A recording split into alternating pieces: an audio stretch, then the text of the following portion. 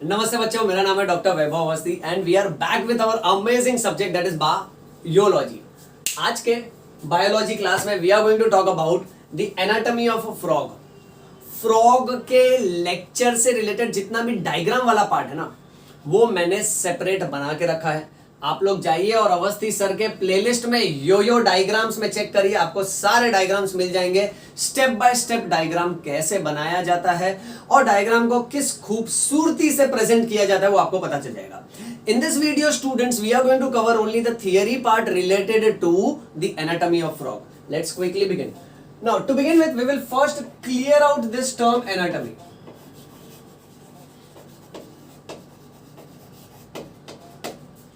Anatomy means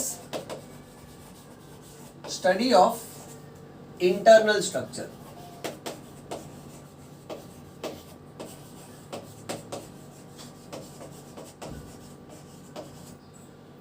anatomy is study of internal structure. जब भी किसी ऑर्गेनिज्म की हम पढ़ाई करते हैं, उसके अंदरूनी शरीर के हिस्से की पढ़ाई करते हैं, तो अंदरूनी शरीर यूं ही नजर नहीं आ जाएगा। जैसे आपको मेरे बॉडी के इंटरनल पार्ट्स की पढ़ाई करनी है तो आपको मेरे इंटरनल पार्ट्स और organs, heart, lungs, liver, kidney यूं ही नजर नहीं आएगा। क्यों?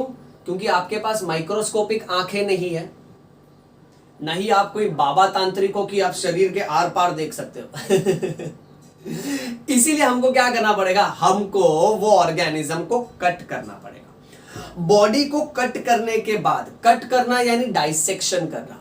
Students, you will have dissection for your college practicals. Okay, for your college biology practicals आपको dissection सिखाया जाएगा। मेन डाइसेक्शन तो फर्स्ट ईयर मेडिकल में आता है, जहां ह्यूमन बॉडी को कट किया जाता है, जो बहुत ही ज्यादा अमेजिंग लगता है। Okay, first time I remember that जब हमारा डाइसेक्शन था ना, थोड़ा थ्रिलिंग भी लगता है, थोड़ी तकलीफ भी होती है, आंखों से पानी भी बहुत आता है, क्योंकि उसमें जो केमिकल है ना, फॉर्मेलिन करके केमिकल का इस्तेमाल किया जाता है। सो उससे ना आंख और नाक से बहुत पानी आता है और आंखों में बहुत जलन होती है। और कैसा होता है कि हम ग्लव्स पहने होते हैं और मेरा चांस है डाइसेक्शन का, तो मैं कट कर रहा हूँ, ठीक है, फिर मैं वो हाथ से आंखों को रब नहीं कर सकता। ज्यादा से ज्यादा दोस्त को बोल सकते हैं, ए इधर आ, जेब से रुमाल निकाल, मेरे आंखों को पोंछ ले, ऐसा। बट मोस्टली फ्रेंड्स भी ज्यादा मदद नहीं करते ऐसे टाइम पे, दे लाइक भाव खाते। ओके, सो इधर you have to use your shoulder और some different jugaad for it. Okay, but बहुत मजा आता है, बहुत ही ज्यादा थ्रिलिंग होता है डाइसेक्शन। ओके, सो फ्रॉग के बॉडी को जब कट करेंगे ना, तो उसके बॉडी के अंदर अलग अलग ऑर्गन सिस्टम मिलेंगे। सो देखते हैं उस बारे में। So the body cavity of frog accommodates different organ system.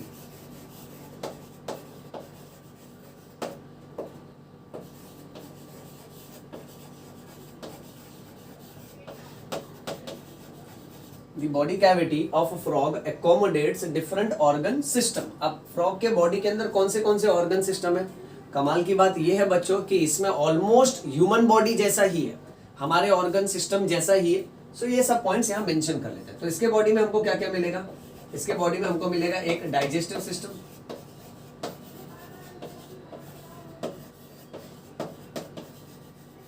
Then बेटा we will find respiratory system,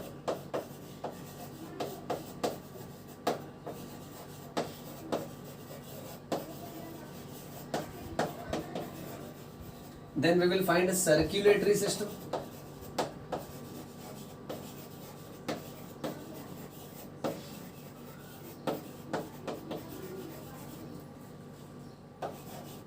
then other than that we will find nervous system,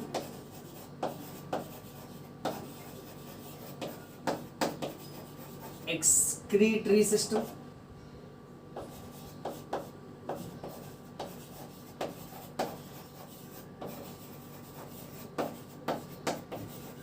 and lastly reproductive system.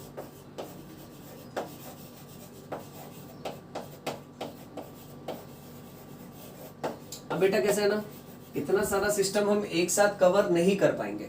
So in this video I am going to cover the digestive system and the respiratory system of frog in detail. Let us quickly begin with the digestive system.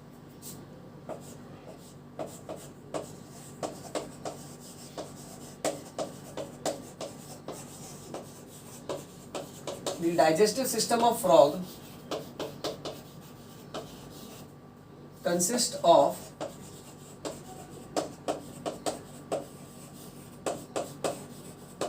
the alimentary canal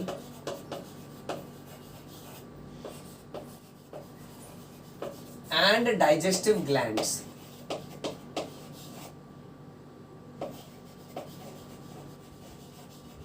इसमें multiple choice question ये आता है that the alimentary canal of frog is short. Frog का alimentary canal लंबाई के अनुसार काफी छोटा होता है. एलिमेंट्री कैनाल यानी डाइजेस्टिव ट्यूब हमारे mouth, pharynx, oesophagus, stomach, small intestine, large intestine से लेकर हमारे रेक्टम, एनस तक जो हमारा पूरा डाइजेस्टिव ट्यूब है ना, उसको बोलते हैं एलिमेंट्री कैनाल. सो फ्रॉग की जो खाने की जो ट्यूब होती है ना, जो डाइजेस्टिव पाइप होते हैं, वो काफी लंबे नहीं होते, वो काफी छोटे होते हैं बेटा.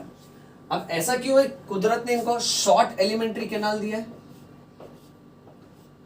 इसका रीजन भी आता है because frog is carnivorous. Because frog is carnivorous. अब इसके पीछे लॉजिक ये है क्योंकि वो कार्निवरस है. ओके, कार्निवरस यानी जो नॉन वेज खाते हैं, फ्लैश खाते हैं. जो वेज खाते हैं उसको हर्बीवरस बोलते हैं बेटा. ओके, क्योंकि फ्रॉग कार्निवरस है ना, ओके, इसीलिए the length of intestine is reduced.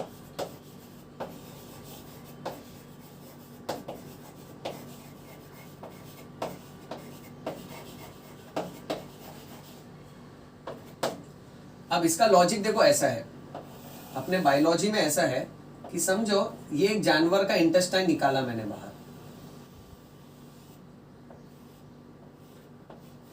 ठीक है, और समझो ये दूसरे जानवर का इंटेस्टाइन निकाला मैंने बाहर. अब ये दोनों में से ये देखा गया है कि ये हर्बीवरस एनिमल है और ये एनिमल कार्निवरस होगा. मतलब इंटेस्टाइन देखकर ही हमको पता चल सकता है कि वेदर ये एनिमल हर्ब्स खाता है कि एनिमल फ्लैश खाता होगा. ओके, यानी लेट्स से अगर हमारे पास दो इंटेस्टाइन रखा है तो मुझे पता चल जाएगा ये टाइगर का इंटेस्टाइन है और ये जेब्रा और डियर का इंटेस्टाइन हो सकता है. सो हर्बीवरस एनिमल में इंटेस्टाइन की लंबाई ज्यादा होती है और कार्निवरस एनिमल्स में इंटेस्टाइन बहुत छोटा होता है. सो हर्बीवरस एनिमल्स में व्हाट यू फाइंड इज कि that the length of intestine is more, so they have long length intestine and carnivorous animals will have short length of intestine. So यहाँ हम लोग हर्बीवरस और कार्निवरस को कौन से basis पे जज कर रहे हैं? हम लोग इनको डिफरेंशिएट कर रहे हैं on the basis of intestines का लेंथ. सो अगर लेंथ छोटा है तो कार्निवरस और लेंथ लंबा है तो हर्बीवरस. अब ऐसा क्यों किया है कुदरत ने? क्योंकि हर्बीवरस एनिमल्स का जो डाइट होता है ना, जो घास ये सब खाते हैं, उसमें मोस्टली सेल्यूलोज होता है एंड सेल्यूलोज को डाइजेस्ट होने के लिए टाइम लगता है. So cellulose it takes a time to digest.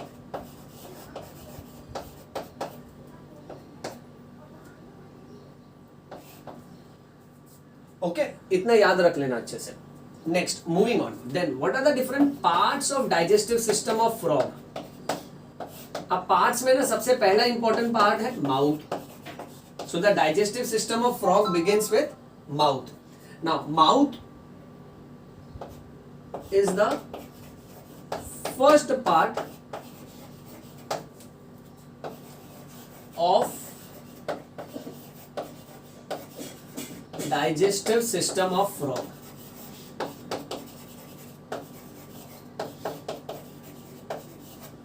Moving on, next, mouth continues into one cavity which is called as buccal cavity. So we will say mouth opens into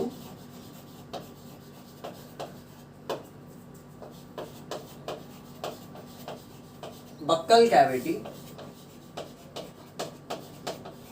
which is also called as oral cavity. फिर इस buccal cavity के बाद next part क्या है? buccal cavity opens into next tube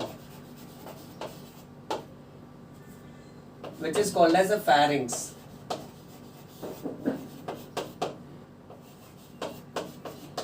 Pharynx continues into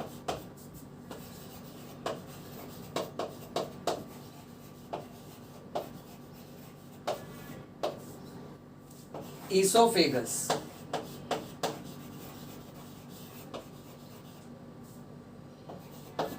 अब esophagus is a small tube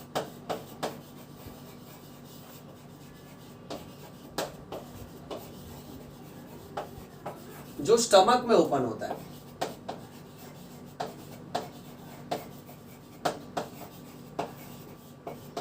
Which opens into stomach.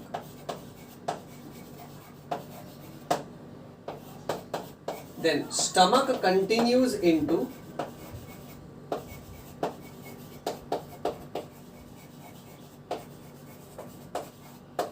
intestines.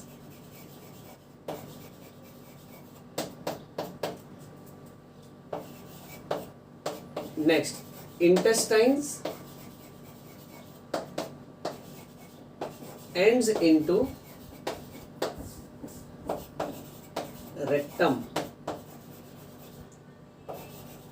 And last, rectum किस में open होएगा? क्लोएका में. Rectum opens finally into cloaca. अब ये cloaca बहुत इंपॉर्टेंट है.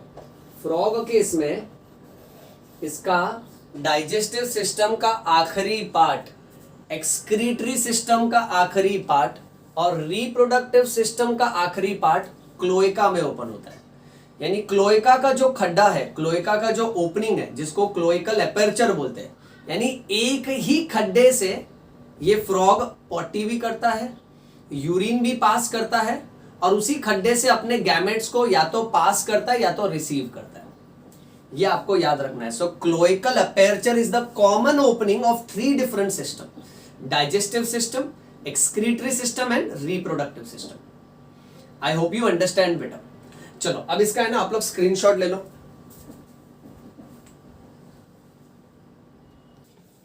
Alright बेटा, now let's continue. Now what we are going to talk about is mechanism of digestion. अभी तक हमने सिर्फ पार्ट्स देखा कि फ्रॉग के डाइजेस्टिव सिस्टम में क्या क्या है. उसके पास माउथ है, फिर बक्कल कैविटी जिसको ओरल कैविटी बोलते हैं, उसके बाद फैरिंग्स आ रहा है, फिर ईसोफेगस, फिर स्टमक, फिर इंटेस्टाइन, फिर रेक्टम और फिर क्लोएका. ये प्रॉपर सीक्वेंस में याद कर लो इसको. ठीक है, अब हम बात करेंगे मैकेनिज्म ऑफ डाइजेशन की, कि खाना डाइजेस्ट कैसे होता है.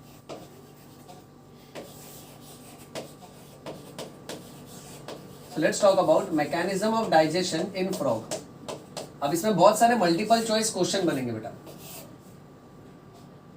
So सबसे पहला point, food of the frog is captured bye. Food of the frog is captured by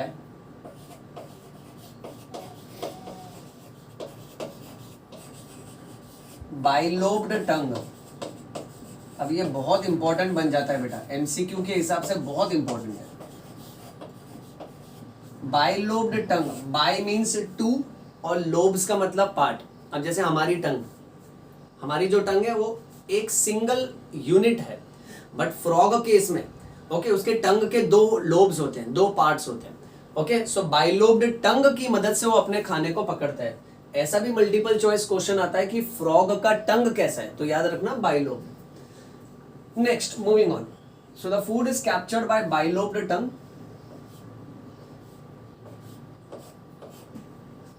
then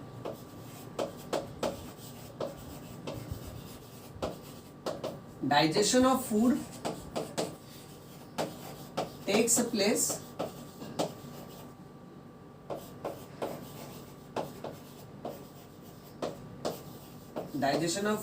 takes place in stomach. So खाना मेन कहाँ डाइजेस्ट होता है? खाना मेन स्टमक में डाइजेस्ट होता है. अब स्टमक से कौन सा केमिकल निकलता है? So there are 2 chemicals released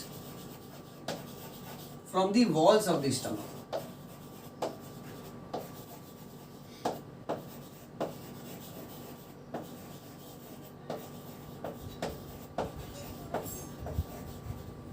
तो उसमें से पहला केमिकल है हाइड्रोक्लोरिक एसिड और दूसरा है गैस्ट्रिक जूसेस, जिसको हम लोग गैस्ट्रिक एंजाइम्स भी बोल सकते हैं। These gastric juices are released from the gastric glands, so they are released from the gastric glands and this is which acid? Hydrochloric acid. ये सेम है, हम ह्यूमंस में भी यही होता है बेटा, बराबर है। सो ज्यादातर डाइजेशन स्टमक में होता है और स्टमक के अंदर से दो केमिकल निकलते हैं from the walls of the stomach, that is hydrochloric acid and gastric juices. Next, फिर स्टमक में जब खाना डाइजेस्ट होके निकल जाएगा, let's say suppose for example इसको ड्रॉ कर लेते हैं, ईसोफेगस और ये स्टमक। अब स्टमक में जो खाना डाइजेस्ट हो चुका है और निकल रहा है फिर बाहर, ओके। सो ऐसा आधा डाइजेस्ट हुआ खाना, जो आधा डाइजेस्ट हो चुका है, बाकी का आधा डाइजेशन कहां होगा? इंटेस्टाइन में होगा। सो आधा डाइजेशन स्टमक में हो चुका है, आधा डाइजेशन कहां होगा? इंटेस्टाइन में होगा, ओके। सो ये जो आधा डाइजेस्टेड फूड स्टमक से निकलता है ना, इसको काइम बोलते हैं। partially digested food is called chyme, okay. उसके बाद ये काइम जो है ना, वो स्टमक से निकल के स्मॉल इंटेस्टाइन के फर्स्ट पार्ट में जाता है। This is the first part of small intestine, इसको डिओडेनम बोलते हैं। सो पॉइंट को पुट अप कर देते हैं। Chyme leaves the stomach, stomach से निकलता है and enters into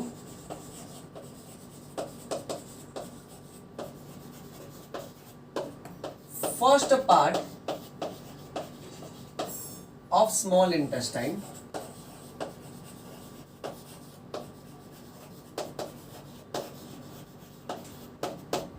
which is called as duodenum.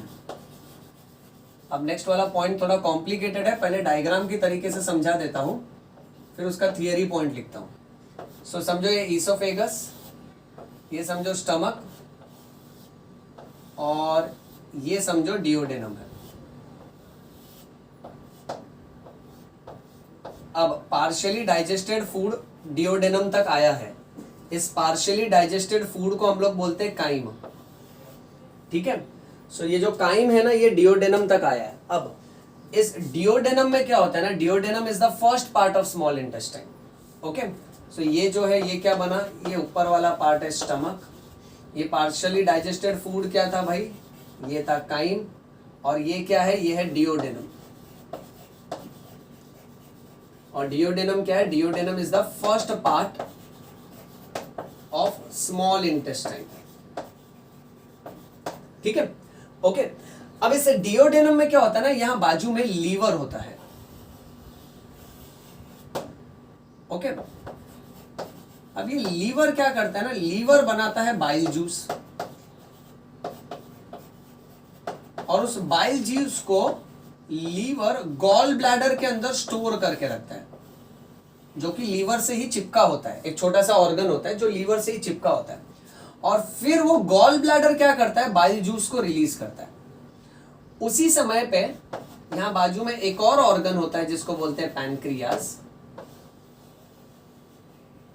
उसी समय पे पैनक्रियास क्या करेगा, अपना पैनक्रियाटिक जूस रिलीज करेगा। अब गॉल ब्लैडर से एक पाइप आता है, पैनक्रियास से एक पाइप आ रहा है, दोनों पाइप आपस में कंबाइन हो जाता है। ये देखो ये, सो ये जो है ना, ये गॉल ब्लैडर से पाइप आ रहा है, ये पैनक्रियास से आ रहा है, और दोनों कंबाइन होके फिर जो पाइप बनता है ना, उसको बोलते हैं common bile duct, common bile duct. अब ये सब पे मल्टीपल चॉइस क्वेश्चन आएगा, इसको क्लियर कर लेते हैं एक एक करके, ठीक है। तो खाना अभी अभी डिओडेनम में आया है ना, duodenum receives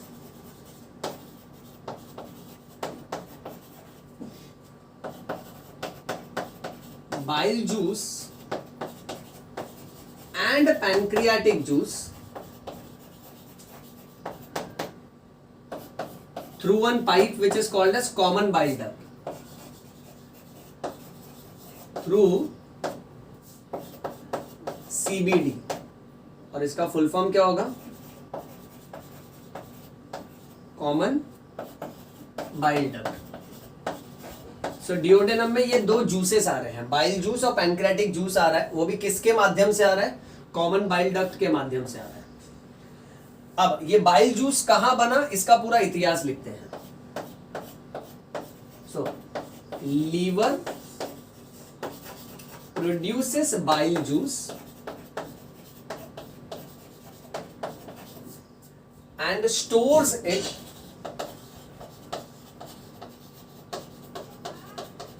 in gall bladder, gall bladder में स्टोर करके रखता है।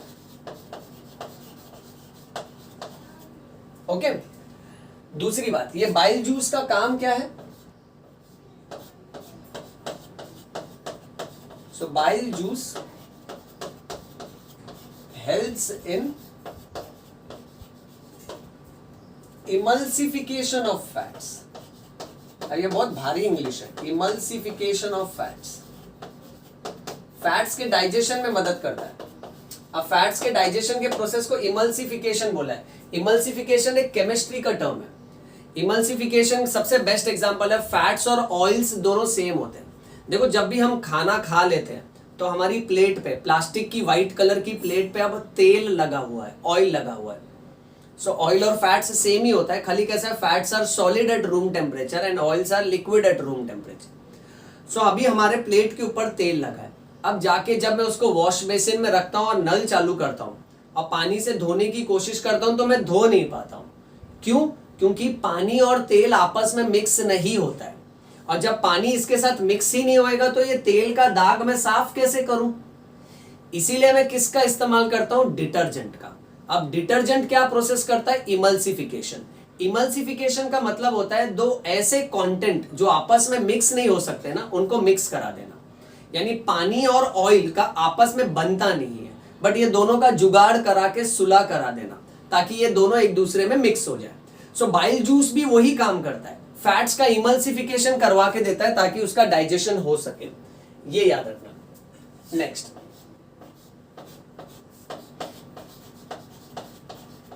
पैनक्रियाज प्रोड्यूसेस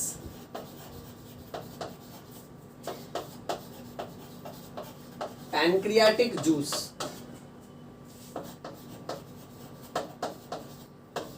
पैनक्रियाटिक जूस यानी पैनक्रियाटिक एंजाइम्स। और ये एंजाइम्स कहां से बनते हैं? पैनक्रियाज के अंदर बहुत सारे ग्लैंड्स हैं, उसमें से बेटा। ओके, और ये पैनक्रियाटिक जूस क्या करेगा? किसका किसका डाइजेशन करवाएगा? तो ये कार्बोहाइड्रेट्स और प्रोटीन्स का डाइजेशन करवाएगा। Pancreatic juice helps in digestion of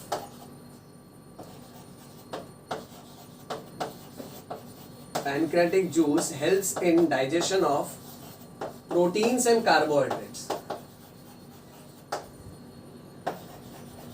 Proteins and carbohydrates.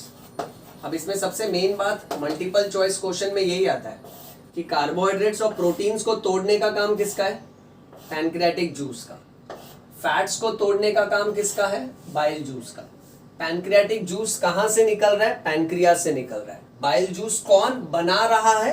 Liver बना रहा है, बट उसको स्टोर करके कौन रखता है? उसको स्टोर करके रखता है गॉल ब्लैडर, और जब जैसी जरूरत होगी तो बाइल जूस को छोड़ देगा। लीवर और गॉल ब्लैडर से बाइल जूस आता है, पैनक्रियाज से पैनक्रियाटिक जूस आता है।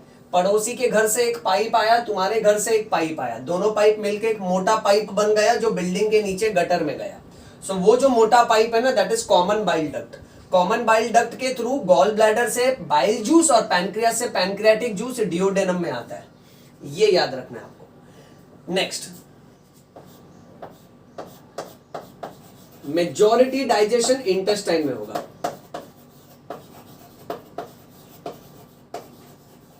Majority digestion takes place in small intestine. majority digestion takes place in small intestine. Next, digested food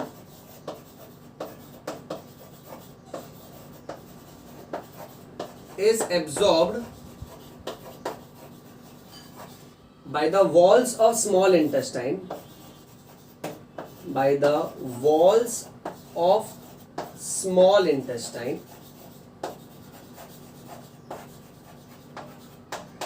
which shows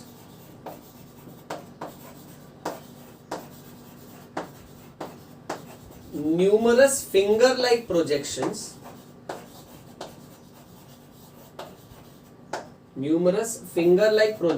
or you can say numerous finger-like structures, which are called as villi and microvilli. Finger-like projections को villi बोलते हैं, छोटा रहा तो microvilli बोलेंगे। अब ये भी मल्टीपल चॉइस क्वेश्चन में आता है।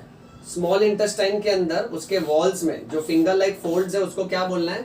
उसको बोलना है विलाई एंड माइक्रोविलाई। ये क्या करता है? जितना भी डाइजेस्टेड फूड है उसको एब्जॉर्ब कर लेता है। देन लास्ट पॉइंट, अब बचा क्या? Undigested food. So undigested food is sent into rectum, और रेक्टम से वो जाएगा क्लोएका के पास, और क्लोएका से वो बॉडी के बाहर फेंक दिया जाएगा। So it is thrown out. Okay, right बेटा? चलो इसका स्क्रीनशॉट ले लो आप लोग।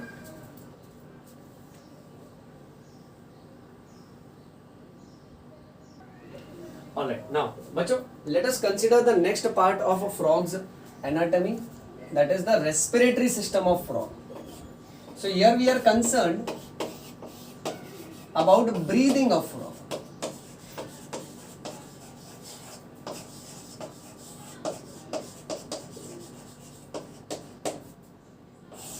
रेस्पिरेटरी सिस्टम अपने आप में छोटा टॉपिक है, बट मेन पॉइंट्स है उसको याद रखना है। अब इसमें फर्स्ट पॉइंट ये है, frogs can breathe, so rather we will say frogs can respire in water as well as on land. अब हम लोग सब जानते हैं कि फ्रॉग देखो पानी के अंदर भी रहता है और जमीन पे भी रहता है। सो पानी के अंदर भी वो सांस ले सकता है और जमीन पर भी वो सांस ले सकता है। अब पहले पानी से शुरू करते हैं। जब वो पानी में होता है ना, inside water frog respires through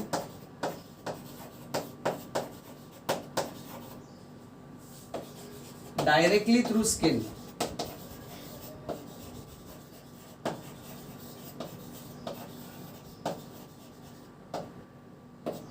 okay, so पानी के अंदर वो अपने चमड़ी से डायरेक्टली सांस लेता है। अब ऐसे कंडीशन को अगर टर्म्स देके बात करें, यानी एक्वेटिक हैबिटेट में जब वो पानी के अंदर है, सो चमड़ी से सांस ले रहा है, चमड़ी से सांस ले रहा है, उसको एक वर्ड दिया, that is called as cutaneous respiration.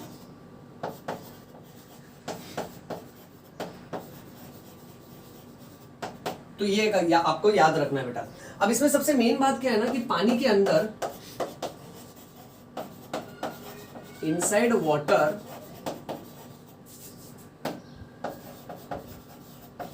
the oxygen dissolved in water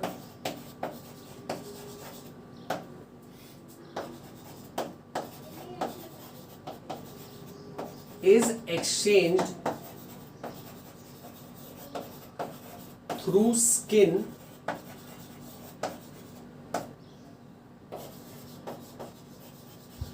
by which method? By direct diffusion method. Diffusion एक तरह का ट्रांसपोर्ट है, so it's a method of transport of gas. Diffusion याद रखना। ओके, सो जो भी gas exchange उसको करना है अपने चमड़ी के माध्यम से, वो डायरेक्ट एक्सचेंज करेगा, that method is called as diffusion. अब जमीन पर जब वो रहता है ना, तो जमीन पे BSNL याद रखो। फ्रॉग जब जमीन पे रहता है ना, यहां मैं लिख देता हूं, जमीन पे BSNL BSNL. So on land, frog respires. अब BSNL में B से बक्कल कैविटी, सो जमीन पे रहेगा तो बक्कल कैविटी, अपने माउथ कैविटी से भी सांस ले सकता है. SN यानी स्किन, स्किन से भी सांस ले सकता है. और L यानी lungs. So on land, frog respires through buccal cavity, skin and lungs.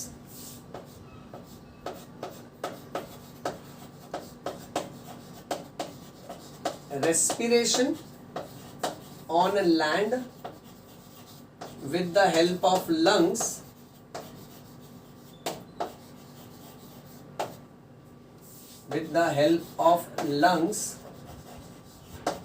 is known as pulmonary respiration. Pulmonary का मतलब लंग्स और क्यूटेनियस का मतलब स्किन, ये याद रखना है आपको. सो क्यूटेनियस रेस्पिरेशन पानी के अंदर होगा और पल्मनरी रेस्पिरेशन जमीन पर होगा. क्यूटेनियस रेस्पिरेशन के लिए मेन ऑर्गन क्या है? स्किन. और पल्मनरी रेस्पिरेशन के लिए मेन ऑर्गन क्या है? लंग्स. सो पल्मनरी का मीनिंग इज लंग्स, ये याद रखना. नेक्स्ट, फ्रॉग के लंग्स कैसे होते हैं? सो फ्रॉग के लंग्स की अगर बात करें तो 2 लंग्स होते हैं, इसलिए फ्रॉग के लंग्स पेयर होते हैं, जोड़ी में होते हैं. कलर क्या होता है? पिंक कलर के होते हैं, कंपैरेटिवली लंबे होते हैं. So they are elongated structure.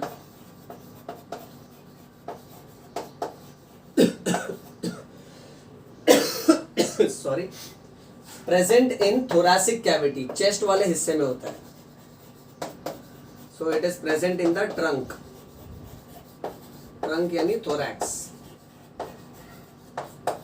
Thorax यानी चेस्ट, उसके चेस्ट वाले पोर्शन में होता है. फिर नेक्स्ट, जब फ्रॉग हाइबरनेशन और एस्टिवेशन में होता है. अब मैंने आपको एक टेक्निक सिखाया था, अवस्थी सर ने होमवर्क दिया. अब अवस्थी ए से होएगा एस्टिवेशन और सर एस से होएगा समर. सो जब इसका समर स्लीप होता है उसको एस्टिवेशन बोलते हैं. होमवर्क एच से हाइबरनेशन और वर्क डब्ल्यू से विंटर. तो जब फ्रॉग है ना गड्ढे के अंदर, देखो बारिश में ही बाहर निकलता है, गर्मी में और ठंडी में जमीन के अंदर गड्ढे के अंदर बैठ जाता है, सोता है. ओके, सो समर स्लीप और विंटर स्लीप को बोलते हैं एस्टिवेशन और हाइबरनेशन. और अपने एस्टिवेशन और हाइबरनेशन के दौरान फ्रॉग किसकी मदद से सांस लेता है? सो फ्रॉग रेस्पायर्स थ्रू स्किन. ये मल्टीपल चॉइस क्वेश्चन में पूछते हैं. ओके, चलो इसका स्क्रीनशॉट ले लो बेटा.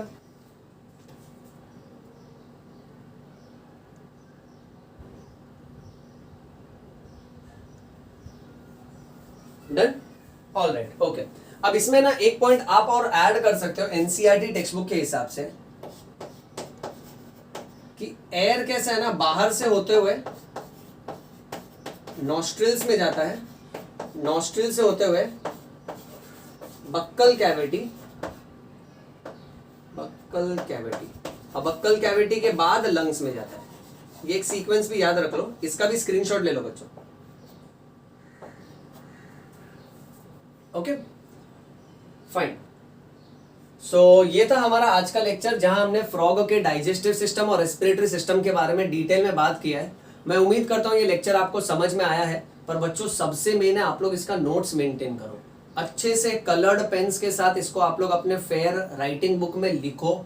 ओके, और उसको मुझे टैग करो टेलीग्राम, इंस्टाग्राम या फेसबुक चैनल पे. ओके, मन लगा के पढ़ते रहिए, कभी भी है ना पढ़ने का उत्साह कम नहीं होना चाहिए. Okay, so keep reading and keep rocking and do not forget our mantra, yo yo bio, समझ में आयो, प्रेम रतन धन पायो. That's all for today. Thank you so much. Namaste.